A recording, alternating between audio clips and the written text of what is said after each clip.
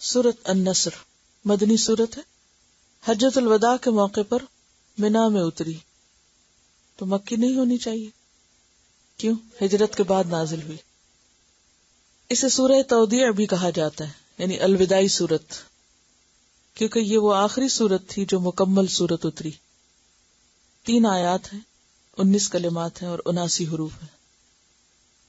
بسم اللہ الرحمن الرحیم۔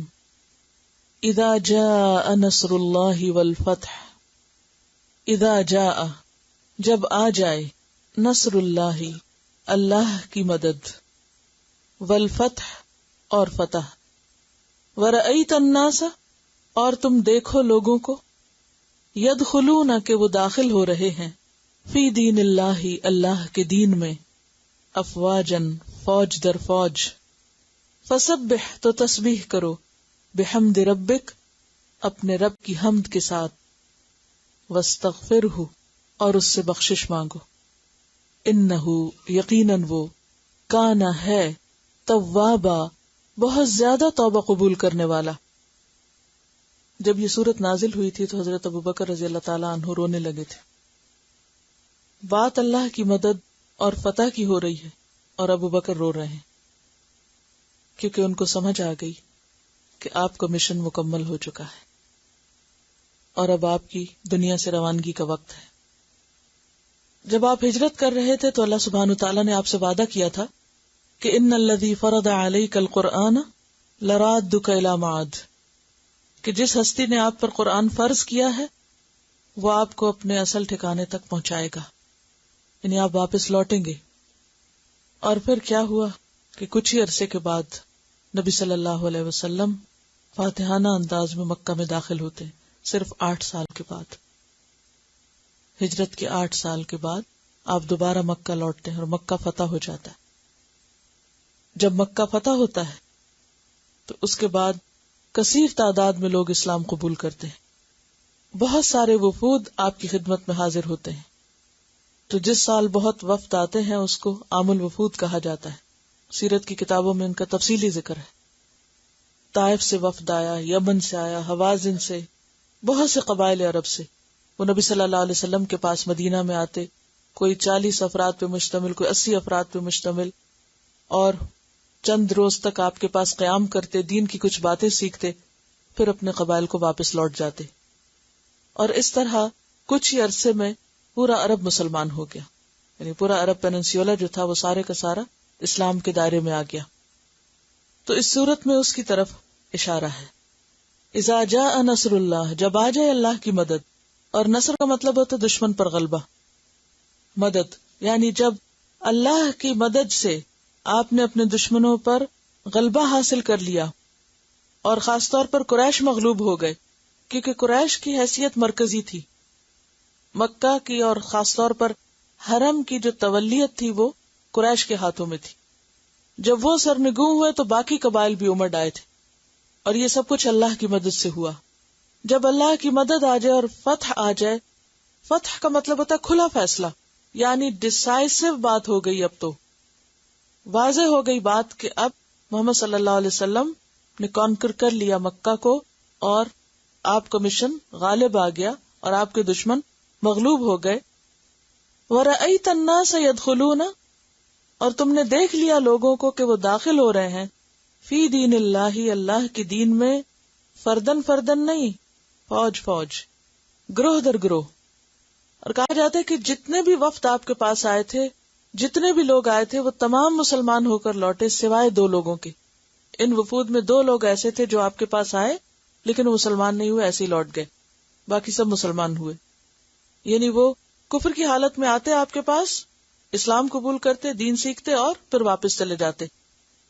تو ایسے موقع پر جب فتح نصیب ہو جائے تو کیا کرنا چاہیے؟ عام طور پر فتح کے جشن کیسے منائے جاتے ہیں؟ کیا کیا ہوتا ہے؟ ایک طوفان بدتمیزی برپا ہو جاتا ہے۔ فاتح قوم عام طور پر پھر مفتوح کے ساتھ جو حال کرتی ہے، اور پھر اپنی خوشی کے جو جشن منائے جاتے ہیں اس میں جس قدر اسراف ہوتا ہے اور جس قدر فخر اور غرور اور نمائش کے مظاہرے ہوتے ہیں، تو یہاں پر کیا کہا گیا کہ ان سے بچ کر فسبح بحمد ربک، اپنے رب کی حمد کے ساتھ اس کی تسبیح کرو. یہ ہے فتح کا جشن منانے کا طریقہ. مسلمان کو جب کامیابی نصیب ہوتی ہے تو وہ اس کا نمبر 1 کریڈٹ خود نہیں لیتا کہ میرے کرنے سے کچھ ہوا ہے، بلکہ وہ کیا سمجھتا ہے؟ یہ اللہ کی مدد تھی. اذا جاء نصر اللہ. کیونکہ مکہ میں ایسے حالات تھے کہ یوں لگتا تھا جیسے سب کچھ ختم ہو جائے گا. آپ کے چند ایک ساتھی تھے صرف. پھر اس کے بعد آپ دیکھیے جنگ بدر میں اللہ سبحانہ وتعالیٰ نے آپ کو کامیابی دی، اور اس وقت آپ دعائیں کر رہے تھے کہ اللہ اگر آج یہ لوگ مٹ گئے تو پھر تیرا نام لینے والا کوئی نہ ہوگا. اور اللہ نے اپنی خاص مدد سے مسلمانوں کو کامیابی عطا کی. پھر اس کے بعد مکہ فتح ہوا، اور اس میں بھی آپ دیکھیں کہ بغیر خون بہائے اور بغیر اپنے دشمنوں کے ساتھ کوئی بھی زیادتی کیے، جس طرح آپ مکہ میں داخل ہوتے ہیں، اور آپ کی عاجزی کا یہ عالم تھا کہ آپ اونٹ پر سوار تھے اور آپ کا سر اتنا جھکا ہوا تھا کہ آپ کی داڑھی مبارک اونٹ کے کجاوے کو چھو رہی تھی.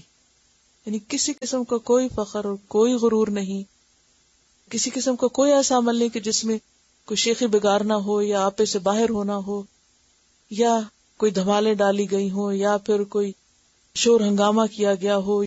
کوئی بھی ایسی چیز نظر نہیں آتی. اس کے برعکس آپ صلی اللہ علیہ وسلم کو حکم دیا جا رہا ہے کہ آپ اللہ کی تسبیح بیان کیجیے اس کی حمد کے سمیت. اور روایات میں آتا ہے کہ اس سورت کے نزول کے بعد آپ صلی اللہ علیہ وسلم کثرت کے ساتھ یہ دعا پڑھتے: سبحان اللہ و بحمدہ استغفر اللہ و اتوب الیہ. سبحان اللہ و بحمدہ و استغفر اللہ و اتوب الیہ. اور ایک روایت میں آتا ہے کہ آپ اپنے سجدے میں یہ دعا کثرت سے پڑھتے: سبحانک اللہم ربنا و بحمدک اللہم اغفر لی.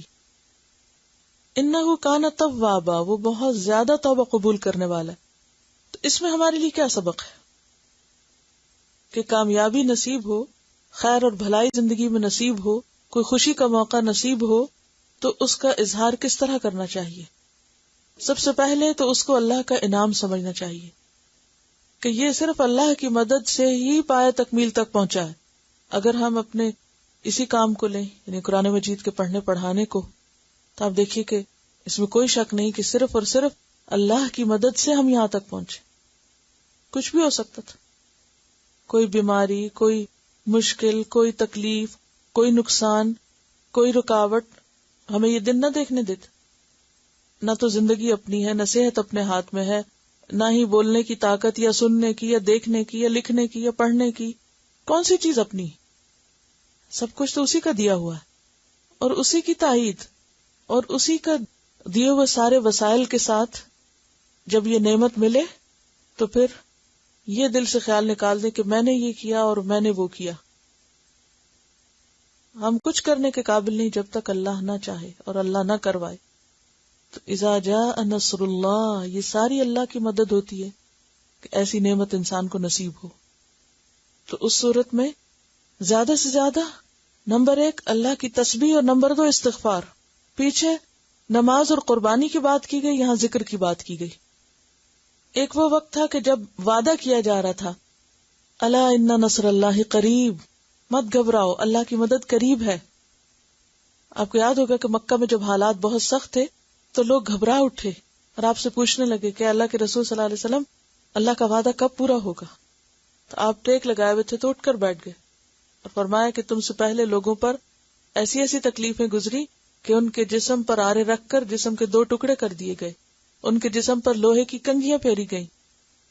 خدا کی قسم اللہ کا یہ وعدہ ضرور پورا ہو کر رہے گا. ایک وہ وقت تھا، اور پھر ایک وہ وقت آیا کہ اللہ کا وعدہ پورا ہوا. اذا جاء نصر اللہ، اور اللہ کی دی ہوئی فتح نصیب ہوئی. تو ایسے موقع پر فسبح بحمد ربک، تسبیح کیوں، تعریف کیوں اللہ کی، اللہ ہی کی تعریف کیوں؟ اس لیے کہ اللہ ہی نے دیا سب کچھ، یہ شکر گزاری کے طور پر ہے. اور دوسری بات استغفار کیوں؟ حالانکہ آپ کے لیے تو سورۃ الفتح میں کہہ دیا گیا تھا کہ اللہ نے آپ کے اگلے پچھلے سب گناہ معاف کر دیے. اس میں ہم سب کو سکھانا مقصود ہے کہ انسان جو بھی کوئی نیکی کا کام کرتا ہے، کوئی بھی خیر و بھلائی کا کام کرتا ہے، تو کسی نہ کسی طرح کہیں نہ کہیں کوئی نہ کوئی ایسی چیز شامل ہو جاتی ہے، کہیں کوئی غفلت، کہیں کوتاہی، کہیں کوئی کمی بیشی، کہیں بھول چوک. تو اس کی طرف توجہ رہنی چاہیے. یعنی فخر اور غرور کرنے کی بجائے اور خوشی کے اظہار میں کسی بھی چیز میں آپے سے باہر ہونے کی بجائے کیا کرنا ہے؟ کوتاہیوں پر نظر رکھنی ہے. یہ کمی کہاں رہ گئی؟ اور ہم سب اگر اپنے کام میں دیکھیں تو کہیں نہ کہیں تھوڑی نہیں بہت ساری کمیاں جس کا ہم سب کو بہت اچھی طرح اندازہ احساس ہے. اور انسان ساری زندگی بھی کوشش کرتا رہے تو اللہ کا حق تو ادا ہو ہی نہیں سکتا. جتنی نعمتیں اس نے ہمیں دی ہیں اس کے مقابلے میں ہماری کوششیں تو کچھ بھی نہیں ہیں. تو پھر کیا کرنا چاہیے؟ تسبیح اور استغفار. شاید کچھ تلافی ہو جائے. تسبیح اور استغفار. اور یہ بھی اللہ کی توفیق سے ہوتا ہے. یعنی دراصل یہ نعمت کے ملنے پر شکر کی ادائیگی کا طریقہ سکھایا جا رہا ہے. کیا ہے اس میں؟ نعمت کے ملنے پر شکر کی ادائیگی کا طریقہ کہ شکر کیسے ادا کرتے ہیں. اور دیکھا جائے تو شکر کا ادا کرنا بھی اللہ کی نعمت ہے.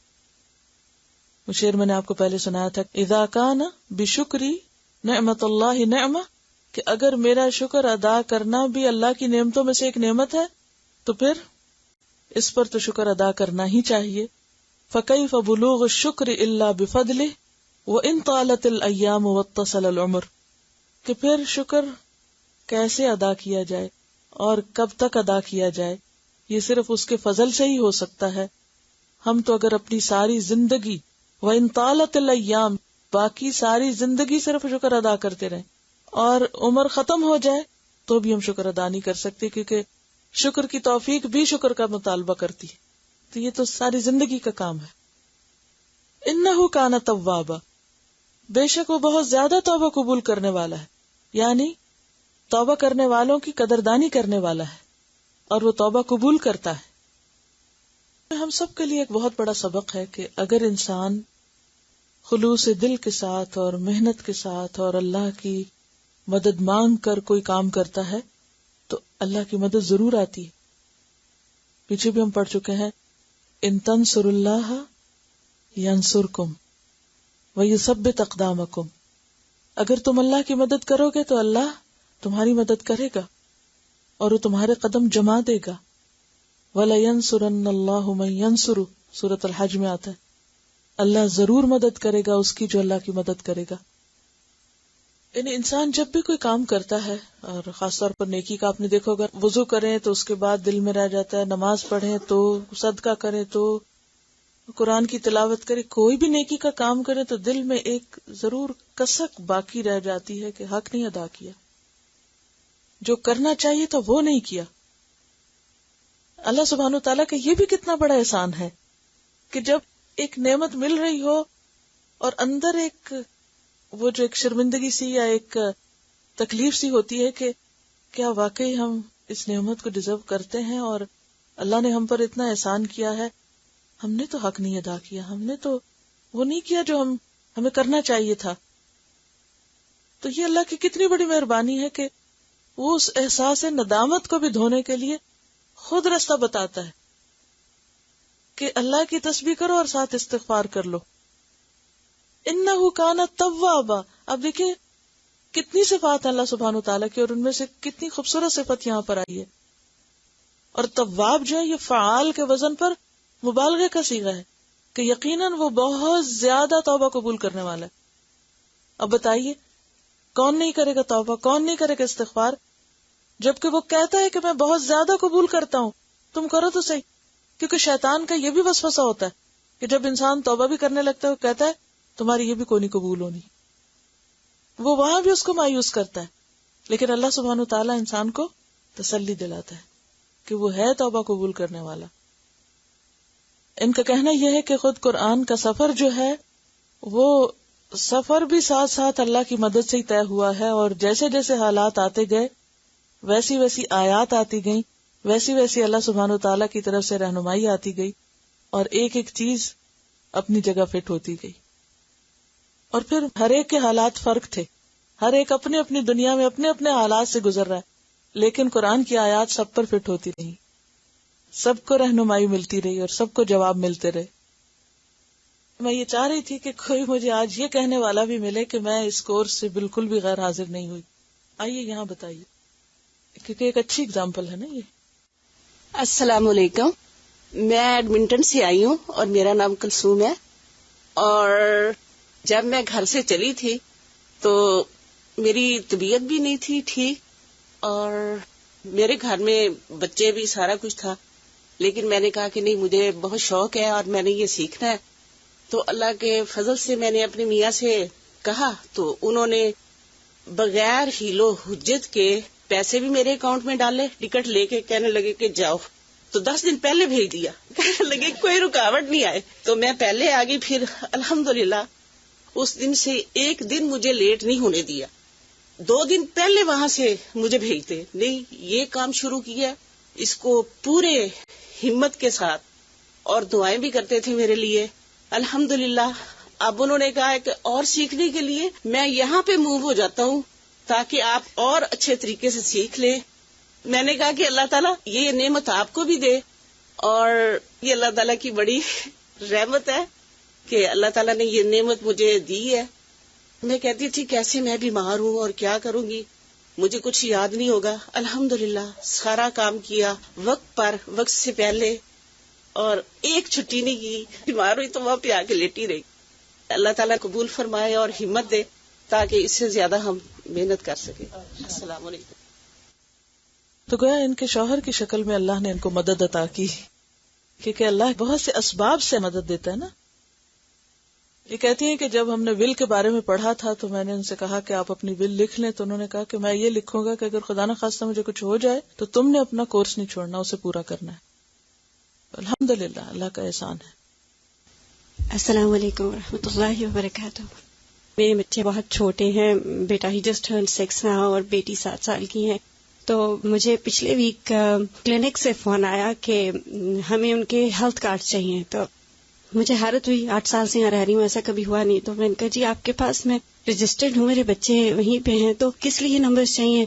تو کہتے ہیں کہ وی نیڈ اٹ، کیونکہ آپ اتنے مہینوں سے کلینک نہیں آئی، اور جس عمر کے بچے ہیں، پہلے میں جب ونٹر آتا تھا ہر تیسرے چوتھے ہفتے کبھی ایئر انفیکشن ہے، کبھی کوئی انفیکشن ہے. تو یہ نہیں کہ وہ بیمار نہیں ہوئے، اس عرصہ میں بہت دفعہ بیمار ہوئے. میں رو کر دعا کرتی تھی. الحمدللہ میں نے آج تک ایک چھٹی نہیں کی. میں خود بیمار ہوں، میرے بچے بیمار ہوں، میں ان کو دوائی پلا دیتی تھی اور اسکول بھیج دیتی تھی. اللہ کا شکر ہے وہ ٹھیک ہو جاتے تھے، اینٹی بایوٹک کی ضرورت ہی نہیں پڑتی تھی کہ میں جاؤں کلینک چھٹی کروں. جزاک اللہ خیر. السلام علیکم رحمۃ اللہ وبرکاتہ. میرا نام انجم گیلانی ہے، اور میں نے جب یہ کورس جوائن کیا تھا تو 15 دن ہوئے ٹریٹمنٹ شروع ہوا تھا ہیپیٹائٹس سی کا. اس سے پہلے بھی ہو چکا تھا 6 منتھ کا، لیکن مجھے کوئی اس سے میرا وائرس نیگیٹو نہیں ہوا تھا. مجھے لیور کا سیروسس تھا. تو یہ کورس شروع ہو رہا تھا تو میں بہت پریشان تھی. ہو چکا تو پھر انٹرویو استاذہ کے ساتھ ہوا تو ان کو میں نے بتایا، میں نے کہا میں اس طرح بیمار ہوں اور میرا ٹریٹمنٹ شروع ہوا ہے جس میں مجھے انجیکشن لگتے ہیں، شاید آپ لوگوں کو پتہ ہی ہوگا، اس میں ٹیمپریچر ہو سکتا ہے اور سائیڈ افیکٹس بہت ہوتے ہیں. تو انہوں نے مجھے کہا کہ انشاءاللہ اللہ تمہیں شفا دے گا. اور اللہ کا بہت احسان ہے کہ پورے کورس کے دوران میرا ٹریٹمنٹ ہوتا رہا 1 سال تک، جس کے دوران میں پاکستان بھی گئی. وہاں میں نے آن لائن کیا، میں نے ایک بھی پیپر مس نہیں کیا، چاہے میں بیمار جو مرضی مجھے ہوا.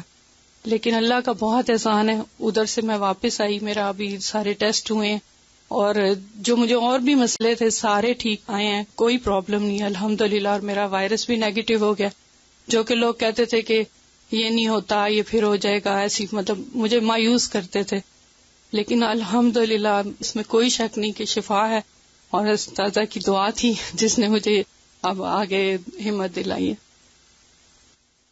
السلام علیکم ورحمۃ اللہ. میرا نام حمیرہ ہے اور میں نے یہ کورس شروع سے جوائن کیا تھا. الحمدللہ بیچ میں اتنے زیادہ اپنے گناہوں کا پتہ چلا، اور جب ہم سود کی آیتیں پڑھ رہے تھے میرے ہسبینڈ نے گھر لیا میرے منع کرنے کے باوجود، اور میں نے آیتیں بھی بتائیں کہ آیتیں ایسی ہیں. قرآن پڑھنے کے دوران گھر لیا. 1.5 سال تک یہی مسئلہ چلتا رہا. میں ان کو آہستہ آہستہ ان کے کان میں ڈالتی تھی، اللہ اور اللہ کے رسول سے جنگ ہے، اللہ اور اللہ کے رسول سے جنگ ہے، سود کا گھر بیچنا ہے. اور اسی کورس کے دوران ایک گھر سے دوسرے گھر میں شفٹ ہوئے اور وہ لیا. اور اسی کورس کے دوران الحمدللہ میرے ہسبینڈ نے اپنی ول کے ساتھ، اپنے ارادے کے ساتھ پوری 1.5 سال کے بعد گھر کو بیچ دیا. سارے دوستوں کے کہنے کے باوجود کہ آج کل کے زمانے میں نہیں ہو سکتا، گھر مت بیچو، بے وقوفی ہے، اتنے پیسے دو گے کرائے کے اور یہ وہ. لیکن اس کے باوجود الحمدللہ یہ میرے رب کا بہت کرم ہے کہ انہوں نے خود سے گھر بیچ کے اور کرائے کے گھر پر آئے اور اتنے خوش ہیں الحمدللہ. اور اب ایسا وقت آ گیا کہ پہلے کہتے تھے ہر وقت تم پڑھتی رہتی ہو, اب کہتے ہیں میرا تھوڑی دیر کے لیے بیٹھ جائیے, اپنا قرآن کا سبق پڑھ لیں, پھر آپ کہیں گی کہ ٹیسٹ ہے اور آپ نے نہیں پڑھا. یہ اللہ ہی کا ہم سب پر احسان ہے اور اللہ تعالیٰ ہم سب کو اپنے رستے پر ہی قائم رکھے. چلیے دوبارہ ان آیات کی تلاوت سنیے. اللہ اکبر اللہ اکبر لا الہ الا اللہ واللہ اکبر وللہ الحمد. سورۃ اللہب ایک رکوع ہے, 5 آیات ہیں, 20 کلمات اور 77 حروف ہیں. اس سورت کو پڑھنے سے پہلے اس کا پس منظر. ابو لہب حضور صلی اللہ علیہ وسلم کا چچا تھا. مکہ میں آپ کا قریبی ہمسایہ تھا. دونوں کے گھر میں بیچ میں ایک دیوار تھی. اس کے علاوہ حکم بن عاص, عقبہ بن ابی معیط, عدی بن حمرہ اور ابن الاسداء الہذلی بھی آپ کے ہمسائے تھے. یہ سب آپ کے دشمن تھے. یہ لوگ آپ کو چین سے نہیں رہنے دیتے تھے. کبھی آپ نماز پڑھ رہے ہوتے تو اوپر سے بکری کی گندگی پھینک دیتے, کبھی صحن میں کھانا پک رہا ہوتا تو ہنڈیا پہ غلاظت پھینک دیتے. تو آپ صلی اللہ علیہ وسلم بس اتنا کہتے کہ اے بنو عبد مناف, یہ کیسی ہمسائیگی ہے, ہمسائے ایسے تو نہیں ہوتے. ابو لہب کی بیوی جس کا نام اروا تھا, ابو سفیان کی بہن تھی اور اس کا لقب ام جمیل تھا. اس نے تو مستقل یہ وطیرہ اختیار کر رکھا تھا کہ راتوں کو آپ کے گھر کے دروازے کے باہر لا کر خاردار جھاڑیاں بچھا دیتی تاکہ صبح جب آپ نکلیں یا آپ کے بچے نکلیں تو زخمی ہوں. نبوت سے پہلے رسول اللہ صلی اللہ علیہ وسلم کی 2 بیٹیاں ابو لہب کے 2 بیٹوں عتبہ اور عتیبہ سے بیاہی ہوئی تھیں. جب آپ نے اسلام کی دعوت دینا شروع کی تو اس نے اپنے بیٹوں سے کہا کہ میرا تم سے ملنا حرام ہے اگر تم محمد صلی اللہ علیہ وسلم کی بیٹیوں کو طلاق نہ دو. دونوں نے طلاق دے دی. پیچھے ہم نے بات کی تھی نا کہ آپ کو کوثر عطا ہوئی کہ آپ نے اللہ کے راستے میں بہت سی قربانیاں کی تھی, اور ان قربانیوں میں سے یہ بھی ایک قربانی ہے کہ جب آپ نے دین کی تبلیغ شروع کی تو آپ کی بیٹیوں کے گھر اجڑ گئے. اور عتیبہ تو جہالت میں اس طرح آگے بڑھ گیا کہ ایک دفعہ حضور کے سامنے آ کے کہنے لگا کہ میں النجم اذا ہوا اور الذی دنا فتدلی کا انکار کرتا ہوں, یعنی مذاق اڑاتا تھا. اور یہ کہہ کہ اس نے آپ کی طرف تھوکا بھی جو آپ پہ نہیں پڑا. پھر اسی طرح آپ صلی اللہ علیہ وسلم جب تبلیغ کیا کرتے تھے تو یہ آپ کے پیچھے پیچھے جا کر, یعنی ابو لہب پیچھے پیچھے جا کر آپ کو جھٹلایا کرتا تھا. تو ذوالمجاز کے بازار میں میلے لگتے تھے عربوں کے. ایک بار جب آپ بازار میں تبلیغ کر رہے تھے اور آپ کہہ رہے تھے لوگوں کو کہ لوگو ایھا الناس قولوا لا الہ الا اللہ تفلحوا, کہ لوگو لا الہ الا اللہ کہو تم فلاح پا جاؤ گے, تو ابو جہل پیچھے پیچھے کہہ رہا تھا آپ کے کہ یہ شخص جھوٹا ہے, اس نے اپنے آباء و اجداد کے دین کو چھوڑ دیا ہے, اس کی بات مت سنو. تو لوگوں نے پوچھا کہ یہ کون ہے جو پیچھے آ کے آپ کی تکذیب کر رہا ہے, تو بتایا گیا کہ یہ آپ کا چچا ہے. عربوں کے قبائلی معاشرے میں ہر قیمت پہ خاندان کا ساتھ دیا جاتا تھا, تو اس نے خون کے رشتے کو بھی پامال کیا, عربوں کی روایات کو بھی, قبائلی نظام کو بھی, اور آؤٹ آف دا وے جا کر آپ صلی اللہ علیہ وسلم کی مخالفت کی. اسی طرح ایک اور موقع پر جب آپ صلی اللہ علیہ وسلم نے اپنے تمام رشتہ داروں کو بلایا اور ان کو اسلام کی دعوت دی تو یہ بولا تبا لکا, تمہارا ناس ہو, کیا تم نے ہمیں اسی کام کے لیے بلایا تھا. زندگی میں کوئی موقع ایسا نہیں تھا, یعنی مکہ میں جب تک ابو لہب زندہ رہا, کہ وہ آپ کی مخالفت نہ کرے, ہر موقع پر. اور اس کی بیوی جس کے گلے میں ایک بہت خوبصورت قیمتی ہار تھا, وہ اس کو پکڑ پکڑ کر لات اور عزا کی قسمیں کھا کے کہا کرتی تھی کہ میں محمد صلی اللہ علیہ وسلم کی دعوت میں اس ہار کو بھی خرچ کر دوں گی. تو گویا ابو لہب اور اس کی بیوی اور اس کے بچے سب کے سب آپ صلی اللہ علیہ وسلم کی مخالفت میں سرگرم تھے. جب کوئی شخص حد سے اتنا آگے بڑھ جاتا ہے تو پھر اس کا انجام کیا ہوتا ہے, وہی جو ابو لہب کا ہوا. اس پس منظر میں یہ سورت نازل ہوئی. فرمایا بسم اللہ الرحمن الرحیم, تبت یدا ابی لہب و تب, تبت یدا ٹوٹ گئے دونوں ہاتھ, ابی لہب ابو لہب کے, و تب اور وہ برباد ہوا. تبا یا تبو, تباب کا مطلب ہوتا ہے ٹوٹنا. سورۃ غافر میں فرعون کے بارے میں آتا ہے وما کید فرعون الا فی تباب, اور نہ تھی فرعون کی چال مگر تباب میں، یعنی ٹوٹ گئی، ختم ہو کر رہ گئی. ایک اور جگہ پر یہ لفظ غیر تطبیب کے طور پر آتا ہے، تو ان سب کا روٹ تابابا ہی ہے. تو تب کا معنی ہوتا ہے خسران، ناکامی، بربادی، گھاٹا. چونکہ اس نے نبی صلی اللہ علیہ وسلم کو کہا تھا کہ تبا لکا الہذا دعوتنا، تو اللہ سبحانہ وتعالی نے اسی کے الفاظ میں اس کو وعید کی کہ برباد ہو گئے اس کے دونوں ہاتھ. اب یہ جو ہاتھ ہیں یہ قوت کی علامت بھی ہے، کوششوں کی علامت بھی. ہم بہت سارے کام ہاتھوں سے کرتے ہیں، تو کسی کے ہاتھ ٹوٹ جائیں یا ہاتھ نہ رہیں تو اس کا مطلب کیا ہے کہ وہ اب بیکار ہو گیا، کچھ کرنے کے قابل نہیں رہا. تو اللہ تعالیٰ نے پہلے ہی اس بات کی خبر دے دی کہ ابو لہب کا مشن ناکام ہوگا. اب آپ دیکھیے صورتوں کی ترتیب کو، پیچھے سورۃ النصر ہے، آپ کا مشن کامیاب ہوا، آپ کو اللہ نے کامیابی عطا کی. اور دوسری طرف ابو لہب کے لیے کیا ہے؟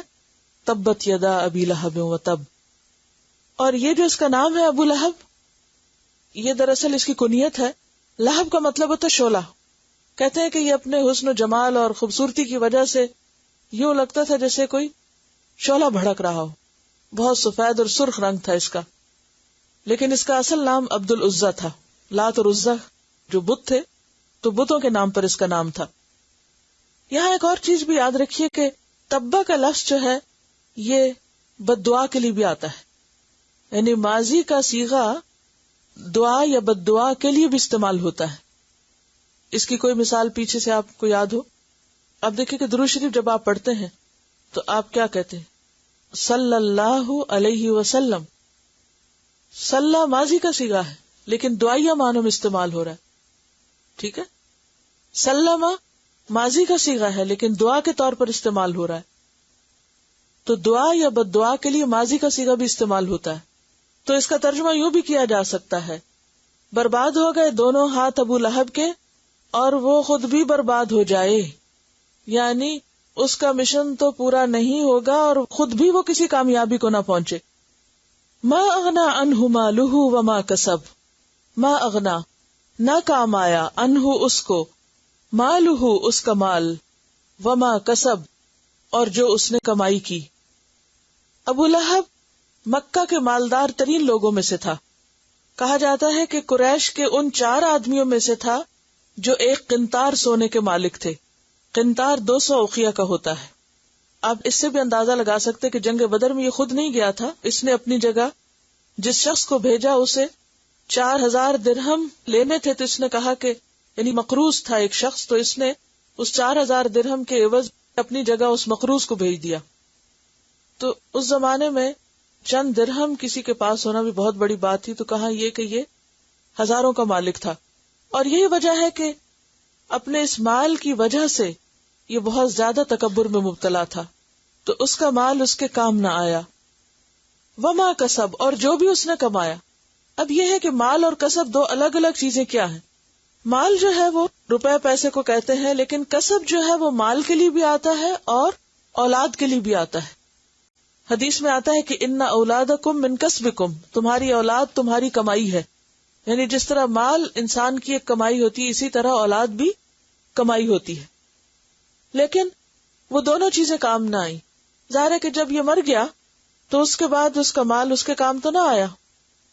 وما یغنی عنہ مالہ اذا تردی، کہ اس کا مال اس کے کس کام اگر وہ خود ہی برباد ہو گیا. اور قیامت کے دن بھی ایسے لوگ کیا کہیں گے کہ ما اغنا عنی مالیہ، میرا مال مجھے نہ بچا سکا، میرے کسی کام نہ آیا. اور جہاں تک اولاد کا تعلق ہے تو اس کی اولاد اس کے قریب نہ پھٹکی. کہتے کہ بیماری اس کو پڑی تھی کہ اس کے جسم پر جو پھوڑے تھے ان سے اتنی سخت بو آتی تھی کہ کوئی اس کے قریب نہیں جاتا تھا. ایڑیاں رگڑ رگڑ کے مر گیا، اور پھر اس کی لاش کئی دن تک پڑی رہی، کوئی اٹھاتا نہیں تھا. تو پھر لوگوں نے اس کی اولاد کو لان تان کی، تو بہرحال انہوں نے دور سے لکڑیوں کے ساتھ چارپائی کو دھکیل کے تو گڑھے میں اس کو پھینکا. یعنی اولاد نے زندگی میں کیا کام آنا تھا، مرنے کے بعد بھی اس کو نہیں پوچھا. اور پھر ظاہر ہے کہ نیک لوگوں کے لیے اولاد صدقہ جاریہ ہوتی ہے، تو ابو لہب کے لیے اس کی اولاد جو تھی وہ الٹا وبال جان تھی. ما اغنا عنہ مالہ وما کسب سیصلی نارا، ان قریب وہ جلے گا آگ میں. ذات لہب، شعلے والی. اب دیکھیے قرآن کا انداز کہ وہ اپنے آپ کو ابو لہب کہنے میں بڑا فخر محسوس کرتا تھا، تو اللہ سبحانہ وتعالیٰ نے فرمایا کہ ہاں تمہارا انجام بھی لہب میں ہی ہوگا، شعلوں میں ہی ہوگا. وامرأتہ، اور اس کی بیوی ام جمیل عروہ بنت حرب بن امیہ، حمالۃ الحطب، جو اٹھانے والی ہے ایندھن کو. حمالہ کا لفظ حمل سے ہے اور حمال مبالغے کا صیغہ ہے، فعال کے وزن پر. حمالۃ الحطب، ایندھن اٹھانے والی اور بہت زیادہ اٹھانے والی اور بہت کوشش سے اٹھانے والی. اس کے دو معنی کیے گئے ہیں. ایک تو یہ کہ وہ لٹرلی ایندھن اٹھا کے لاتی، لکڑیاں چن کے لاتی، کانٹے وغیرہ جھاڑیاں، اور آپ صلی اللہ علیہ وسلم کے گھر کے آگے پھینک دیتی. اور دوسرے حمالۃ الحطب عربی میں ایک ایڈیم بھی ہے، محاورہ بھی ہے. اس شخص کے لیے استعمال ہوتا ہے یہ لفظ جو بہت زیادہ چغل خور ہو اور لوگوں میں پھوٹ ڈلوائے، ادھر کی بات ادھر لگائے، ادھر کی ادھر، یعنی گویا وہ ایندھن بانٹتا پھرتا ہے آگ بھڑکانے کے لیے. تو مفسد کے لیے یہ لفظ استعمال ہوتا ہے. وامرأتہ حمالۃ الحطب، اور اس کی بیوی جو حطب اٹھانے والی تھی یعنی ایندھن اٹھانے والی تھی. فی جیدہا، اس کی گردن میں، جید کی جمع اجیاد ہوتی. مکہ میں ایک محلہ بھی ہے اجیاد، شاید آپ نے سنا، تو گردن کی جمع. فی جیدہا حبل، اس کے گلے میں ایک رسی ہوگی. من مسد، جو کھجور کی چھال کی ہوگی. ابو لہب کی بیوی کو رسی کا کیوں کہا گیا؟ اس کے گلے میں رسی کی بات کیوں کی گئی؟ کیونکہ وہ اپنے ہار پہ بڑا فخر کرتی تھی اور ہار پر اس کو بہت ناز تھا، اور یہ کہتی تھی کہ میں محمد صلی اللہ علیہ وسلم کی عداوت میں اس کو خرچ کر ڈالوں گی، اور بتوں کی قسم کھا کر یہ دعویٰ کیا کرتی تھی. تو اللہ تعالیٰ نے صرف ابو لہب کو نہیں، ساتھ ہی اس کی بیوی کو بھی یہ خوشخبری سنائی کہ ہاں تمہیں جہنم میں ایک ہار ملے گا جو رسی کی شکل میں ہوگا، اور وہ اس رسی کے ساتھ گھسیٹی جائے گی. تو یہ ہے انجام آپ صلی اللہ علیہ وسلم کے قریبی رشتہ دار کا، جس نے صرف اللہ کا پیغام پہنچانے کی وجہ سے آپ سے دشمنی رکھی. تو اس میں ایک بہت بڑی عبرت ہے ہم سب کے لیے کہ اصل قوت اللہ ہی کی ہے، اصل طاقت اسی کی ہے. کوئی شخص اپنے مال یا اولاد یا بیوی کے بلبوتے پر کسی کا کچھ نہیں بگاڑ سکتا، اور اگر کوئی ایسا کرے تو وہ دراصل اپنی ہی عاقبت برباد کرتا ہے. تلاوت سن لیجئے پھر اس سورت کے حوالے سے چند باتیں اور بھی. صلی اللہ علیہ وسلم کے چچا میں سے حضرت عباس اور حضرت حمزہ اسلام لائے تھے، اور حضرت حمزہ افضل الشہداء ہیں. انہوں نے اللہ کے راستے میں اپنی جان دی تھی. حضرت عباس بھی مسلمان ہو گئے تھے، لیکن آپ کے چچا ابو طالب اگرچہ ساری زندگی آپ کا ساتھ دیتے رہے لیکن مسلمان نہیں ہوئے. یعنی انہوں نے آپ کی مخالفت نہیں کی لیکن مسلمان نہیں ہوئے. ان کا انجام بھی بتایا گیا. لیکن ابو لہب جو آپ کا چچا تھا، صرف یہ نہیں کہ اسلام نہیں لایا بلکہ آپ کی مخالفت میں سب سے پیش تھا. کہا یہ جاتا ہے کہ اس کی مخالفت کی وجہ اور اس کے پیچھے اس کی بیوی تھی، کیونکہ عربوں میں طریقہ یہ تھا کہ اپنے خاندان کو ہر صورت پریفر کیا جاتا تھا. یہ قریش میں سے تھا. محمد صلی اللہ علیہ وسلم اس کے بھتیجے تھے، لیکن اس نے اپنے بھتیجے کو، اپنے خاندان کو، قبیلے کو ایک طرف چھوڑ کر بیوی اور بیوی کے خاندان کا ساتھ دیا. اور اس طرف آپ دیکھ رہے ہیں کہ ابو سفیان اور وہ تمام لوگ جو تھے وہ مسلمان نہیں ہوئے تھے. ابو سفیان تو فتح مکہ کے موقع پر مسلمان ہوئے. اس سے پہلے جتنی بھی جنگیں ہوئی ان سب میں ابو سفیان جو تھا وہ ابو جہل کے بعد ان کا قائد تھا اہل مکہ کا. اور پھر آپ دیکھ رہے ہیں کہ اس کے بیٹے بھی عتبہ اور عتیبہ بھی. اور پھر آپ دیکھیے کہ نام کا بھی کتنا اثر ہوتا ہے. آپ صلی اللہ علیہ وسلم کے والد ان کے سگے بھائی تھے اور ان کا نام عبداللہ تھا، اور اس کا نام جو عبد العزیٰ، اور پھر اس نے اپنی کنیت جو رکھی تھی ابو لہب. تو نام بھی اور کنیتیں جو ہے انسان کو سوچ سمجھ کے رکھنی چاہیے. بعض اوقات انسان کی شخصیت ویسے ہی بن جاتی ہے جیسے اس کا نام ہوتا ہے. پھر اسی طرح یہ بھی ہے کہ اس صورت میں عورت کی طاقت کا اندازہ ہوتا ہے کہ کس طرح وہ مرد پر حاوی ہوتی ہے اور کس طرح وہ برابر کا کردار ادا کرتی ہے. کیونکہ یہاں پر آپ دیکھیے کہ 3 آیتیں ابو لہب کے بارے میں اور 2 آیتیں جو ہیں وہ اس کی بیوی کے بارے میں ہیں. تو اس میں ہمارے لیے بہت سارے سبق ہیں. ایک تو یہ ہے کہ عورت کا کردار بہت اہم ہے. عورت اپنے خاندان کو جس طرح چاہے لے جائے. اگرچہ مرد کا کردار بھی بہت اہم ہے، لیکن مرد کا دائرہ کار اتنا وسیع نہیں خاندان میں جتنا ایک عورت کا ہوتا ہے. عورت اپنے شوہر اور اپنے بچوں کے لیے ایک بہترین مددگار بھی ہو سکتی اور ایک بدترین ساتھی بھی ہو سکتی، ایک بدترین گارڈین بھی ہو سکتی. اگر عورت بگڑ جائے پورا خاندان بگڑ جاتا ہے. اور یہاں ہم دیکھتے ہیں کہ ابو لہب اور اس کی بیوی اور اس کا مال اور اس کی اولاد سارے کے سارے کس کام میں لگے ہوئے ہیں. یہ ایک عبرتناک مثال ہے. تو اس میں ہمارے لیے کیا سبق ہے؟ آپ کو یاد ہوگا کہ شروع میں جب کورس شروع ہوا تھا تو میں نے آپ کو 2 ٹارگٹ دیے تھے، ایک آپ کے لیے پرسنل اور ایک آپ کے خاندان کے حوالے سے. پرسنل یہ تھا کہ آپ کو ربانی بننا ہے. آپ کو یاد ہوگا شروع کے پاروں میں بہت زیادہ اس کی تکرار کرتی رہی ہوں کہ اس پورے کورس میں ہماری کوشش یہ ہوگی کہ زیادہ سے زیادہ ہم اللہ کے قریب ہوں. جو کام بھی ہو ہمارا اللہ کے لیے، اس کے لیے خالص. ہم سب کو آج اپنا جائزہ لینا، حساب لینا ہے کہ ہم اس کوشش میں کتنے کامیاب ہوئے. دوسرا ٹارگٹ جو میں نے آپ کو دیا تھا وہ یہ کہ اپنے پیاروں کو ساتھ لے کے چلنا ہے، اپنے خاندانوں کو ساتھ لے کے چلنا ہے، اپنے بچوں کو ساتھ لے کے چلنا ہے، شوہروں کو ساتھ لے کے چلنا ہے، رشتہ داروں کو ساتھ لے کے چلنا ہے. آپ سب اپنے آپ سے پوچھئے کہ اس میں آپ کتنے کامیاب ہوئے اور آپ کی کوششیں کیا رہی. کامیابی تو اللہ کے ہاتھ میں ہوتی ہے نا. بعض اوقات انسان کوشش کرتا اور کامیاب ہو جاتا ہے اور بعض اوقات کوششیں کامیاب نہیں ہوتی. انسان جب سفر شروع کرتا ہے تو اپنے لیے ایک منزل کا تعین کرتا ہے اور سفر کے اختتام پر یہ دیکھتا ہے کہ کیا میں واقعی وہیں پہنچا ہوں یا کہیں اور پہنچ گیا ہوں. تو ہمیں سوچنا ہے کہ کیا ہم واقعی وہیں پہنچے اور ہم نے وہ کیا جو ہم نے عہد کیا تھا یا ہم سوچتے رہے. تو الحمدللہ بہت سے لوگوں کی جو فیڈ بیک ملتی رہی تو اللہ کا شکر ہے. آج صبح بھی ایک میل تھی، انہوں نے لکھا کہ یہ کورس صرف میں نے نہیں کیا، میرے ساتھ میرے بچوں اور میرے شوہر اور میرے خاندان والوں نے بھی کیا ہے. یعنی جو کچھ وہ سیکھتی رہی وہ آگے شیئر کرتی رہی. یعنی کہ ایک طرح سے پورا خاندان اس میں شریک رہا ان کے ساتھ.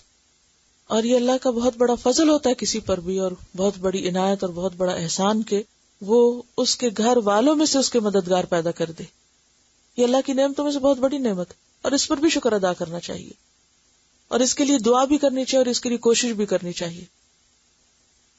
اور پھر آپ دیکھیے کہ جو والدین جیسے ماں ہے یا باپ ہے اپنی اولاد کو اگر غلط تربیت دیں گے یا باپ کے خلاف یا خاندان میں سے کسی کے خلاف، بعض اوقات یہ ہوتا ہے کہ رشتہ داروں میں سے کسی کے خلاف بھڑکاتے رہتے ہیں تو بالآخر وہ سارا نزلہ اسی پہ گرتا ہے کہ جو کسی کے لیے گڑھا کھود رہا ہوتا ہے.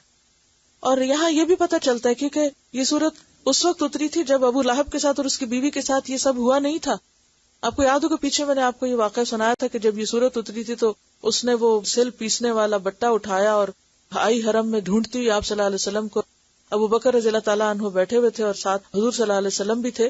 تو ابو بکر نے کہا کہ مجھے لگتا ہے کہ یہ کسی اچھے ارادے سے نہیں آئی. تو آپ نے فرمایا وہ مجھے نہیں دیکھ سکے گی.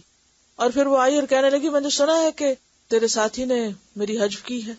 تو ابو بکر نے کہا نہیں اس نے تو نہیں کی، کیونکہ یہ تو اللہ سبحانہ وتعالیٰ نے اتاری تھی صورت. نبی صلی اللہ علیہ وسلم نے تو کچھ نہیں کہا تھا.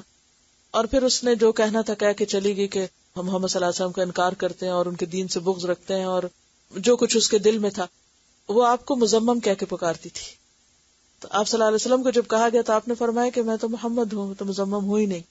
یعنی کس طرح آپ سخت سے سخت بات اور سخت سے سخت رویے کا کس طرح جواب دیتے ہو، تو کس طرح اللہ آپ کو پروٹیکٹ کر رہا تھا.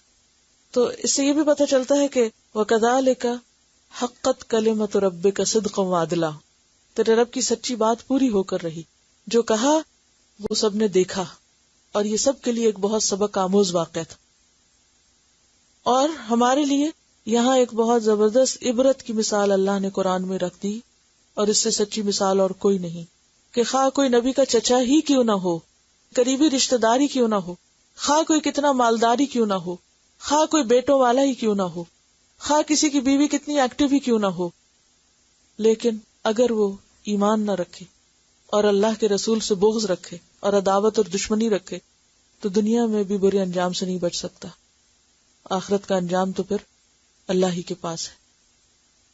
اللہ اکبر اللہ اکبر لا الہ الا اللہ واللہ اکبر اللہ اکبر وللہ الحمد.